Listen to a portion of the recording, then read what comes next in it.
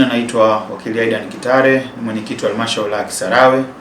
Leo asubuhi ya leo ya siku ya tarehe 17 mwezi wa 8 mwaka 2026 tumepokea ugeni ndani ya halmashauri yetu. Kwenye ofisi yangu tumepokea mgeni ambaye ni Mheshimiwa Diwani wa kata ya Gongo la Mboto, Wakili Msomi Mlawa, na kubisha kwake hodi kwetu ni hususan kwa ajili ya jambo kubwa moja ambalo ni la uwekezaji. Amefika hapa, tumepata muda wa kujadili na kuzungumza, kuzingatia yeye pia ni wakili msomi mbobevu kwenye masuala ya uchumi, sheria na uwekezaji. Kwa hiyo yuko na wadau ambao wangetamani kupata eneo la uwekezaji kwenye masuala ya kilimo na ufugaji. Na bahati nzuri tumezungumza, kwa hiyo tumekubaliana baadhi ya mambo, ikiwemo kwanza tuone availability ya eneo, lakini pia procedure ya kuacquire eneo hilo, na baada ya hapa nitamkutanisha yeye pamoja na hao wawekezaji waweze kukutana na timu yetu ya uwekezaji ndani ya halmashauri ya Kisarawe. Sisi halmashauri ya Kisarawe tuna timu yetu ya uwekezaji ambayo kazi yake kubwa ni kuhakikisha kwamba mwekezaji yote ambaye anakuja ndani ya halmashauri ya Kisarawe anapata huduma kwa uhakika. Kwa hiyo nishukuru sana kwa ujio wake, lakini pia ni mwendelezo wa diplomasia ya kiuchumi kwetu sisi halmashauri ya Kisarawe na halmashauri jirani. Nilitoka kwenda kutembelea baraza, kuhudhuria baraza la madiwani na manispaa ya Ubungo, nilizungumza haya, na leo tumempokea diwani kutoka Ilala. Kwa ni mwendelezo wa haya ya diplomasia na ushirikiano. Wenzetu wa mjini Dar es Salaam tunafahamu fika, wao maeneo haya kwa ajili ya uwekezaji wa namna hii hayapo. Wao wana magorofa zaidi na barabara za lami.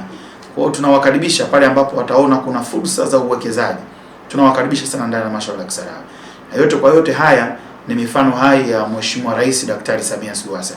Yeye anapotoka kwenda kutangaza diplomasia ya nchi yetu na kuwavutia wawekezaji, basi na mimi nafuata nyayo hizo hizo kutoka nje ya halmashauri ya Kisarawe kwenda kutangaza fursa mbalimbali za uwepo wa ardhi kwa ajili ya uwekezaji.